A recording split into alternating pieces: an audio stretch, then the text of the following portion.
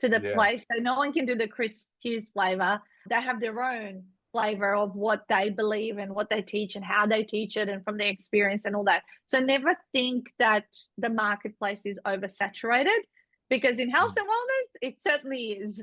But still, you're going to be unique, because too many people don't do it because they think it's oversaturated. Why? Just do your own flavor and you attract your vibe into what you do. Welcome to How to Build a Profitable Nutrition Business. If you love nutrition and you love helping people and you want to be in the game long enough to keep doing that, then this is the podcast for you. Let's get into it. Today's guest helped me write the book I never wanted to write. But writing that book had such a profound impact on my career that you'll learn about during the podcast. I never wrote a book to be a bestseller. Hell, my parents haven't even read it. But what it done for me professionally as a dietitian and for my business was massive. Nat Denman is the CEO and founder of the Ultimate 48-Hour Author. If you've got a mind full of content and expertise that you need to get down on paper that you think could have an impact on your clients, then you're going to want to listen to this podcast. Let's get into it. Welcome back to another episode of How to Build a Profitable Nutrition Business. Today's guest is someone that may or may not know had a huge influence on my career, and it was someone who I was quite resistant to having influence over my career, but it happened anyway thanks to my wife Stacey. Today's guest is Natasa Denman, the creator and CEO of the Ultimate 48-Hour Author. Now, Nat runs an amazing business helping people brain dump all of their knowledge and expertise into books and in a systematic way that's just amazing that I was extremely resistant to. I'll explain that in a moment. How are you, Nat? I'm amazing. I can't wait to hear some of these things you're probably going to say I never was aware of.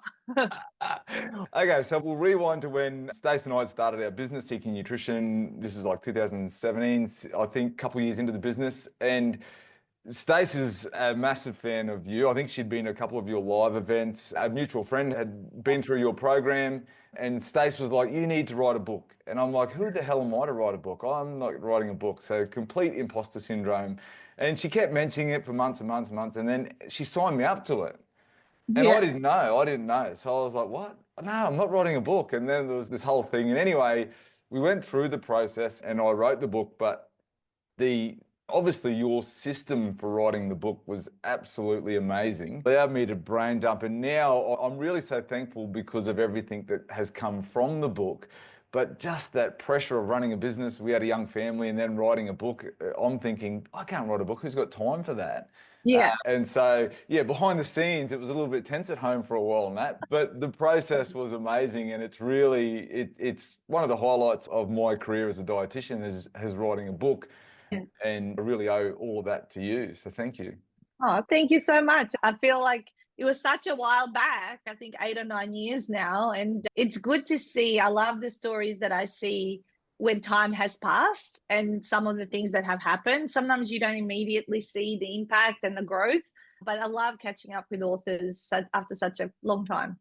Yeah, I mean, for me, it was that imposter syndrome, right? It was like, who the hell am I to write a book for one? So you're constantly actually thinking not about the public, you're more thinking about your colleagues, who other dietitians thinking, who the hell does he think he is? That's the conversation that goes on in my head. Yes. But what writing a book really helped me with was it made me realize how much information is stored up in this massive head of mine. And your process for unpacking that and systemizing the extraction of that info from my head into paper, into a story that is then quite beneficial. This is how big of imposter syndrome. I don't know if you probably don't remember this, Nat, but I wouldn't put my photo on the book. I know you, like, if you look behind you, everyone's got photos on the book. I was adamant, my photo's not going on the book. And yet in our waiting rooms, in our clinics, I would have clients come in and say, oh, that's a really good book out in the waiting room. Oh, they didn't realize it was you. They didn't know it was me. I'd say, oh, yeah, I wrote that book. Like, that I didn't know that. So that's really funny. Although nowadays we've gone away too much of being on the front of the book. Back then it was all about the personal brand. And I certainly still believe that's really important and all that, but definitely at a minimum. Were you on the back cover? I can't remember. Nowhere. Oh, okay. Well, that I would definitely still recommend that you're somewhere on the front or the back. Yeah, no, that was where I dug my heels in. I'm like, no, no. But anyway, like it was, yeah, it's great. It's like for me, like it's a business card. Oh, yes. Like having been a published author, which is something that was never on my bucket list, it's a business card that I've written a book. And the really good thing is because we work quite closely with a lot of doctors and nurses in our space. And it was really like some of the nurses that our chronic disease nurses that would send us referrals, they would read it and say, oh, wow, that's a really good book. Because in the nutrition space, it's a little bit, there's so much, there's so many books and Yeah. what's the word, like quick fixes and sort of Yes. snake oil sold in paper Yes. form. And so there's that real risk of putting something out there thinking, I don't want to be another one of them. But then when people read it and realize, well, actually, this is evidence based, and I've got a lot Yes. of, through your advice, we had a lot of case studies and Yeah. just really relatable stories in the book. And I think that Mm. made it really readable. And that's certainly not something I would have ever done off my own Yeah. bat. Yeah. Well, I'm very proud of you and everything that you've been doing since. I've seen both of you grow so much through and experience life and really design it the way you want to. And with four very tiny children, I think your daughter wasn't even around when I met you. No, no, no. Yeah. Well, she's 5 now, so that Yeah, shows how long ago it is. exactly. Nat, I mean, let's step back a little bit further. Tell us Yeah. about your journey into the 48-hour author. Yeah, my personality is very one of impatience. And this is how I've come up with this system is how can I figure out to do something that sometimes people take years because again, no one wants to spend decades writing a book and things like that. And neither did I. But my first book was related to health and wellness. It was the 7 Ultimate Secrets to Weight Loss. Nothing to do with nutrition, by the way, guys. It was all about mindset. I really wanted to be a coach, but in order to coach, I needed to solve a problem. And weight loss, as we know, is a very big challenge in this world. And I thought that's kind of what I was attracting. I wasn't even advertising it, but everyone would come to me and say, what do you want to work on? I want to work on my health and lose 10 kilos and all this sort of stuff. So that was my first journey into writing books. And the first book took a whole 3 months, even though that's not long, right, for people, because it was written just doing 2 hours twice a week. And then I went through a publishing process. So where to go, it was still 6 months, right? But how I realized you can do it a lot faster is that if you're an expert in your own field and you can speak about what you do day to day, I mean, if you unpacked your content, your stories, your bullet points, and had structure, which is what you were referring to chapter unpacking, book unpacking, then you could verbalize your content and then tidy it up after the transcription's been done and therefore fast track this. So I've worked out the maths that 17 to 20 minutes of speaking when it's transcribed across 12 chapters equals 40,000 words, which is literally the size of the book, like 160 odd pages. The sweet spot, I think your book may have been tiny bit bigger, maybe than 40,000. I don't know if you can remember. I can't remember. I've got no idea. Maybe it was somewhere between 40 and 50,000. I'm just imagining it physically, what it looked like. It was a little bit thicker than the 40,000 word book, but that's the maths. So when we allocate in our 48-hour author retreats the 7 hours towards speaking, that's enough time to speak out all that content as long as you've come away prepared, right? Which is Yes. there's a bit of preparation. I say there's about 10 to 12 hours of preparation before you're ready to execute. And I don't know if at the end of the day you ended up typing or you did speak it out. Can you remind me? Yeah, no, I spoke it out. You Yeah, spoke yeah. it out. Yeah, I Yeah, spoke it perfect. out. And then, yeah, so we had meetings about the unpacking and you gave me Yes. that structure. Yes. And then, yeah, so I worked through that, spoke it out, the Yeah. transcription come back. And that part of it, this is probably not relevant to all your authors, but the thing I really loved was that part of the revision and the speaking out was, I'd been a dietitian for a number of years before that, and Yeah. you're telling clients about stuff, but it makes you go back and then confirm in the evidence what you've been talking about. So yes, Yes. we're an evidence-based profession, but it's, hang on, I need to update this. I'm putting this in print. I need to make sure that this is still the latest data. And so just that whole process, that part of it was a little bit timely, but what it done for me as a dietitian was just gave me tons of confidence. I would go in and talk about things and I would present after that. And we can talk a little bit about that after as well. But it was like just that confidence in what I was doing. Yeah, absolutely. I think that the cleanup process is definitely the one that I also dislike So often when my husband, Stuart, like you have your Stacey, will do, because he knows me inside out how I would speak. So he would clean up some of my stuff so that it's almost ready. Nowadays, with the introduction of AI, you can actually utilize it, but I want to just put a disclaimer here with a lot of caution. It can definitely summarize and change things. So I purely use it for basic copy editing when I send it some text, just because sometimes the transcription can look like a real blob of text. And then it can tidy it up to a point where it's not changing you or summarizing and all that, as long as you've prompted it correctly, which is, again, yet another way of just making our job a little bit easier to get to that final product. I'm glad you said that, because I was going to ask you about AI, because I often think about the process that we went through was efficient. How much has AI improved that? So put it this way, transcription, remember we used to send it off to a guy, and we had this guy in Canada that used to do it for us, and then we'd send it back to you guys, and he was this one guy that was transcribing lots and lots of books for us, and it was a timely process because everyone was in a queue. But nowadays with Otter.ai, which is an app on your phone, which is free to use, you're getting transcription done immediately, and you can email it to yourself and starting to clean up. But then now with ChatGPT, as long as you prompt it correctly and you just get it to do a bit of the basic copy editing and tidy up, but then you go through your own self-edit to add more things in it, it's just shortcutted. It's just less and less time on the author's part. Again, do not get it to write your own book. You want to come from your own expertise, your own case studies, your own everything. But can you use it to do a little bit of tidy up and clean up so that it doesn't just look really best like a blob? You definitely can, and I encourage it. And something that I just spoke about moments ago before we jumped on this interview, we have now introduced an AI clone of your voice that can create your audiobook. This is like Chris, hot off the press. I only announced it like half an hour ago, because I've just now cloned my own voice. I've done 3 of my books, and it's a service now that we're bringing, because who wants to spend 2 days in a studio? No one. I don't know about you, but I don't have the time, don't have the desire. I don't personally love audiobooks, but I know a lot of people do.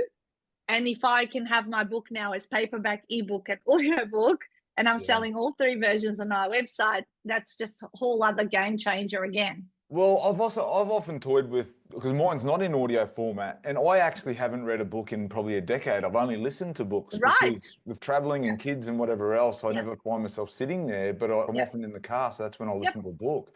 Yeah, so that's fascinating. So now you can come back to me, and if you want your audiobook version, I just need literally 2 or 20 minutes of your voice, depending on the type of clone you want. There's standard clones, and then there's high fidelity clones, and I probably would recommend a high fidelity one because it's more true. But I was just playing it to people, and they go, "Nat, that's exactly you." And I go, "Yeah, because it is my voice." And it's crazy, what we can do now. And again, eliminates that time-consuming nature, or the way we understand books need to be. Well, they don't need to be. If you have a system, a structure, and a process, like you said, and the tools, and you know how to use them, makes life easy. Now, you were fairly pivotal for us. You planted that seed with Stacey first, but with the book was then about building like an online course of your content. And because in our model of care, the way we would provide service, we were mostly Medicare DVA, which means that the consults were government funded for the best part, and you had to be efficient, really short. And so I was always wanting more. You never had enough time with the client to really help them. And that's where the online course idea was really perfect, because I thought, how good if we could then help our clients to just have that extension of our consult. And so with writing the book, it was like just that natural progression. You've written a book with all these chapters. There's an online course. Yep, absolutely. Why would you not? Seriously, I think the leverage with a book, and my latest book that I released about 6 months ago, it's called Book Sales Won't Make You Rich: The Real Truth, How Authors Become Millionaires. And that's the whole idea. If you want to be a millionaire author, one of those just gets rich from book sales. That's a 1 in a billion, probably, like the Stephen Kings or some of the people, probably more the fiction writers, I would say, sometimes develop that. But they're writing lots of books, right? But you could write one book like you have, right?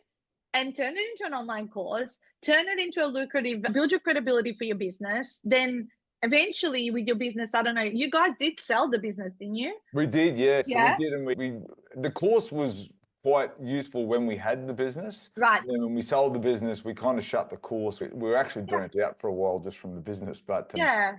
it was really helpful. Selling your business, did you guys benefit from selling your business?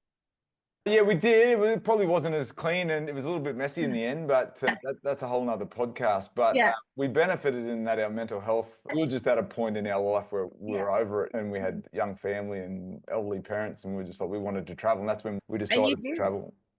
So that's a huge benefit to allow the time and the space for you guys to do that. And now you've got your app. Is that MEALZEE? Yes.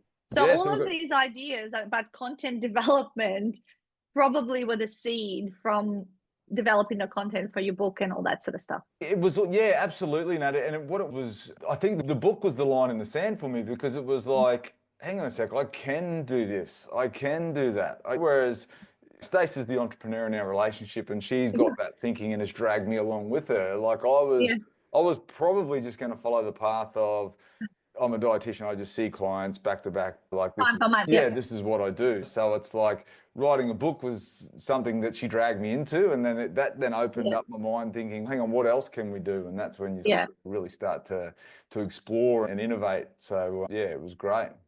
I love that, and I love that you listen and you did more because you can leverage yourself so much more beyond time for money and create more value into the world that also gets left behind as a legacy as well, especially what your book would represent. Yeah, absolutely. And like I touched on before, like speaking gigs that would come from it, and primarily locally, like I was probably a victim of my own like self-sabotage in not promoting that I had a book, but certainly within the network I had up in our area, like I would often have speaking gigs as a result. And a lot of that, can't say it was tied directly to the book, but a lot of it tended to go up after publishing a book. So you would think there's some sort of correlation. But what it done for me was, like I was saying, it was the confidence to get up on a stage and just present to 100 nurses or a heap of doctors or whatever it might be. Whereas before, I would have been shitting myself about that. Yeah. But I love it. that process of putting it all down on paper and reinforcing what I was talking about was really beneficial. What I often say, it's actually not about writing your first book. It's about the person you become at the other end of it. And that's a quote I've been saying for more than a decade now, because I see that growth in confidence. Sometimes people think, oh, it's about the book or it's about how many units am I going to sell and all that. Sometimes like, it's not about that. You become a new version of you. You have this own personal transformation. So I completely get when you're saying you're speaking and how confident you were in front of people. Same thing happened with me. Before I had my weight loss book, I was like selling hot air, coaching. What does that even mean? But then I've got this book and then they come and bundle it up with a ticket for the event or whatever. And then they read it or whatever. And people would say, oh, my coach is an author and all this sort of stuff. And people would like make me feel super special. That's what I had behind my profile. And that in itself. And once you write your content down, it's so much easier to externalize and speak about it because you've already structured it. So to get up and just even talk off the cuff, it's probably easy because you've already done that hard part. And that's what a book often enables you to create. Yeah, I love that because like in that nutrition space, there's so many niches that I see that I think like seeing people online, people I follow who are dietitians or nutritionists, that they're so knowledgeable in their area, like just what unpacking that into a book would do for them. Yeah, absolutely. Yeah. I think I've worked with quite a lot of people in health and wellness, and I think they do benefit from going through the process. Doesn't matter, there's a lot of competition out there or whatever it is. No one does the flavor that you bring to the place. So no one can do the Chris Hughes flavor. They have their own flavor of what they believe and what they teach and how they teach it and from their experience and all that. So never think that the marketplace is oversaturated, because in health and wellness, it certainly is. But still, you're going to be unique because too many people don't do it because they think it's oversaturated. Why? Just do your own flavor and you attract your vibe into what you do.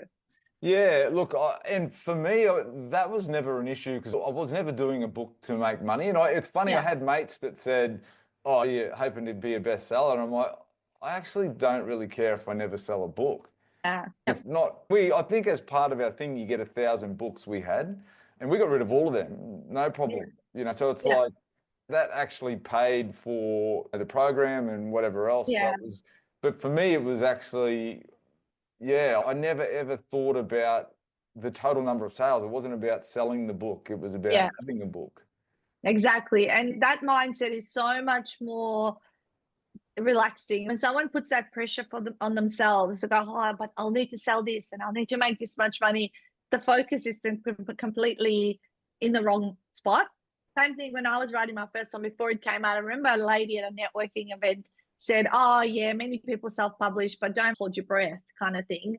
And to me, in my head, I thought to myself, I don't really care about how my book actually does. I just want to do well as a business owner and to be helping people through what I want to help them. So I just wanted to position me rather than this $20 product that might be purchased.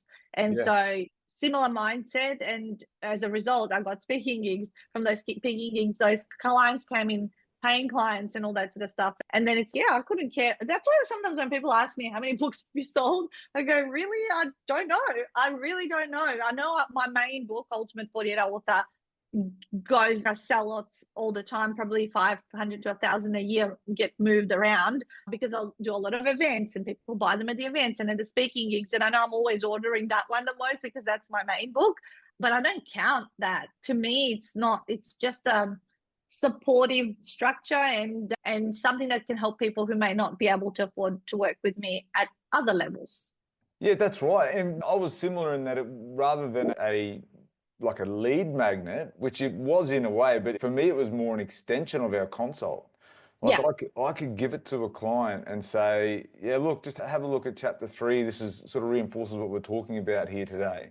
And whether they bought the book or I just lent them a book, and some clients I'd give a book depending on their financial situation. Exactly. But it was just we don't have much time today, but have a read of this. You can read this at your own time and pace. And so often they would come back and being able to read and reinforce what we just talk about and the case studies we used in the book, they really found that beneficial. Like I had that comment multiple times. So it was really, And at the end of the day, the book's costing you $7 or $8, let's say, to produce. That's how much that generally costs to print nowadays. You're building goodwill, relationships, referrals, even giving it away as a door prize at speaking at like a networking events. That's all shows you off. So often, I always want people to think bigger. And I love the fact that you guys have and didn't just focus on, and you looked at how you can add value to people, which is why you've had the success that you've had. Yeah. Well, I firstly owe it all to Stacey, Nat, and then we both owe it all to you because the process, like we're talking 8 or 9 years ago now, but the process was amazing. For someone that was going in there resistant, it was awesome. They're easy to do. We then went down near Geelong somewhere and had a retreat, and that was awesome. Physical retreat. It's changed. It is online now, but that's because you remember there was quite a lot of socializing and shenanigans in the evenings. And I found that once COVID hit and we went online, we actually realized that the online model was more productive. So people were in their own space. When they were sent off for writing, there was no kind of wasting time because it's 48 hours, right? It's very quick in and out. And so we've kept the model. Now we did 28 physical ones, which is one of the ones that you came to. It still runs the exact same way. And the timings, however, it is via Zoom. And we've done 22 now that way. And the beauty of it is people don't get tired flying into us and having to go to a venue. Like there's a lot of logistics when you're face to face. But as a result, I've developed a Bond and Beyond 7-night all-inclusive shindig where people can come away the community. We're actually heading out to Bintan Island in a few weeks' time, and that's where we're doing like a 7-night socializing and a little bit of sessions like around beyond lifestyle, book and business. But I am keeping that version now, the 3-day or the 2.5-day online. Yeah, nice. Yeah, well, I certainly would have done the online given that we were in central Queensland and flying away. That's right. But It was the way it was. We now have people from all over the world joining, from Canada, USA, Singapore, New Zealand, all of that sort of that's the convenience, and rural people. Yeah. And one of my biggest points of advice is, hey, go to a hotel nearby within an hour of your house, take yourself away, but log into the program with us during that time so that you're away from your family if you have young children. So you don't have to think about cooking or whatever. And you actually devoted and invested in yourself to have that time to smash this out. I actually did that as part of like when we were reviewing, I went away for 2 nights. Oh, yeah, perfect. In Yeppoon, like I literally went a kilometre. Yeah. But it was really beneficial. You set the time and that's what it's for, right? Yeah. Good on you. Well, Nat, thank you so much for coming on today. As I said, I cannot thank you enough for the influence you've had over my career. Anyone listening to this, how can they best follow you, get in touch with you? Yeah, so I've got a couple of gifts. One is just go and download the Shut Up and Write Your First book. It's the first in a series of 4 that you would need to read if you want to get going with this for yourself.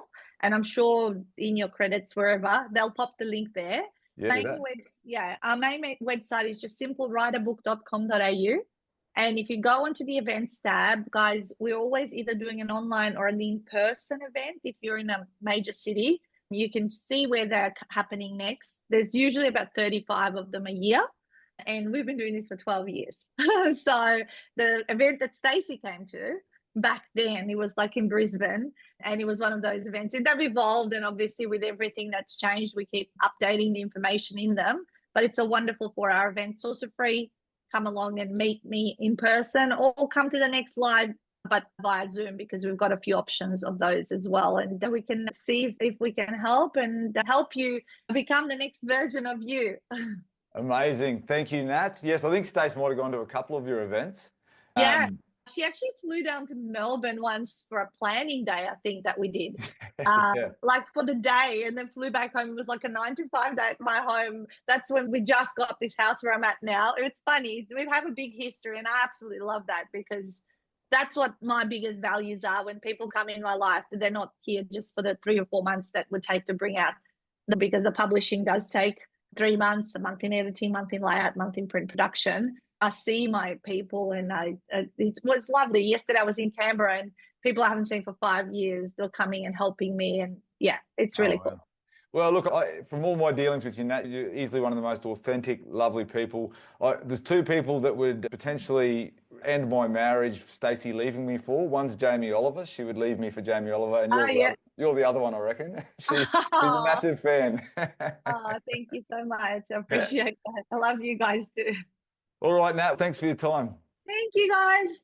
Do you find this podcast valuable? There may be other nutrition professionals out there will also. If you like, share, and subscribe, it's going to help other nutrition professionals make an impact on the world just like you. Thanks.